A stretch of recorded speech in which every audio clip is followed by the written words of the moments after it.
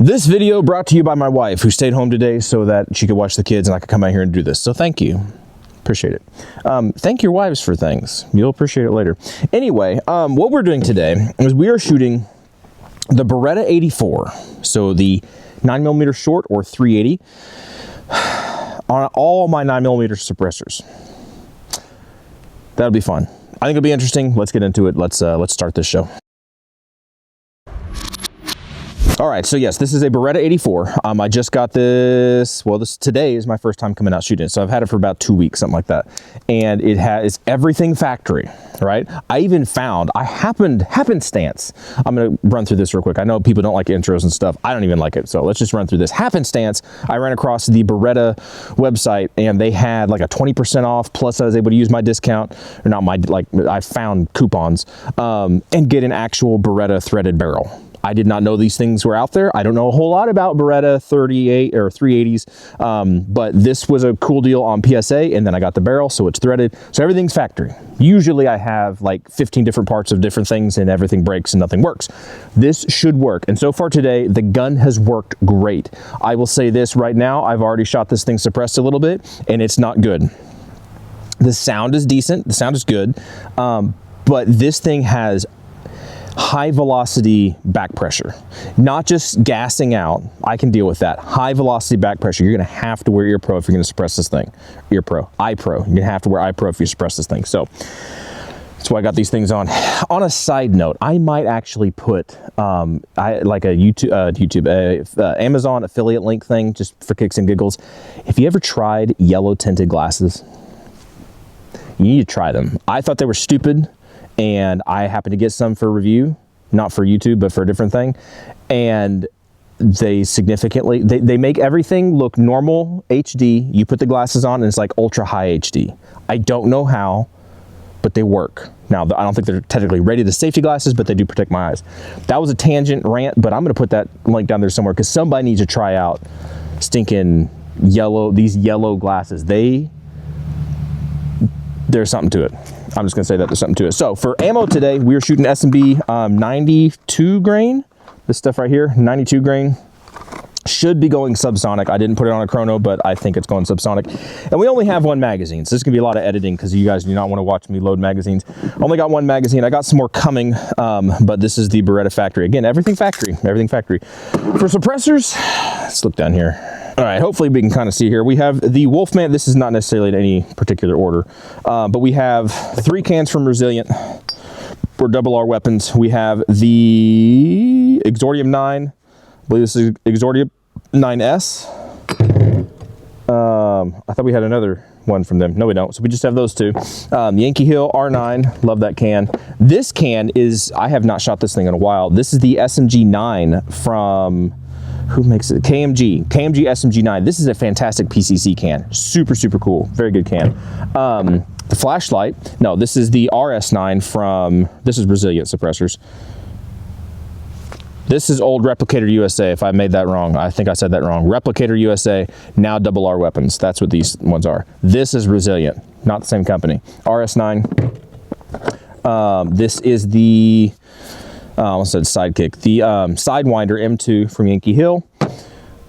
We have some shorty little cans. We have the 105 CCX from JK Armament. We have the CGS Mod9 SK from CGS. We have the Omega 9K from Silencer Co. Somewhere, I've got it on a gun right now. We have the Spectre 9. I've got the Spectre 9 that's on another gun, but I got it here too. The Odessa from Dead Air. Wolfman from Dead Air. Huxworks Flow 9 KTI from Huxworks.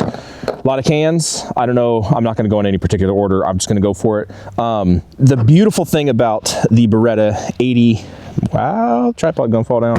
The Beretta 84, beautiful thing about it is that it does not require a booster because it is a non-moving barrel, non-tilting barrel. That's the pro of this thing. It has, I mean, a little wiggle, whatever, but that's just fitment. This is a non-tilting barrel, absolutely. So I can shoot this thing all day long with a fixed barrel spacer or direct thread. You don't need anything special. So some of these do have boosters on them because I don't have direct thread mounts for everything right now. But they're all HAPA 28. And the downside to all that is that this requires a noticeably more amount of force to rack the firearm. So like my kids would have a hard time racking this thing.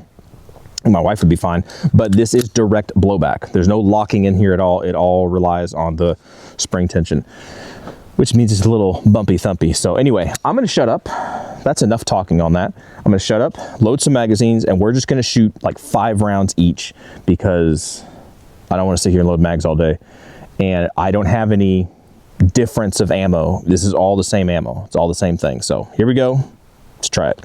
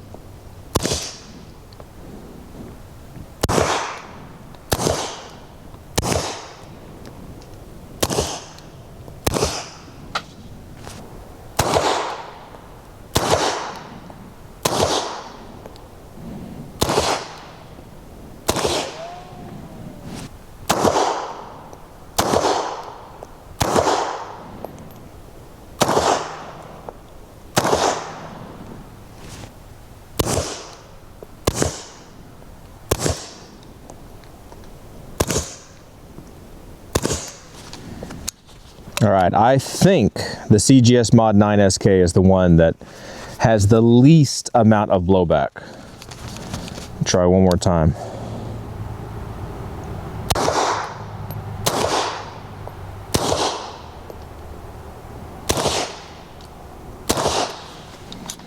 Yeah, least amount of blowback, at least for me. I don't know if it shows up on my face, but daggum. High velocity back pressure. Like I said before, this is not, none of these were really gassy. I think, oh, which one was it? One of them had some gas come back at me. I can't remember which one, but you could feel the warm gas and everything. Most of everything else is that high speed particulates back pressure blast that comes back and gets you. I mean, you can see it's dirty.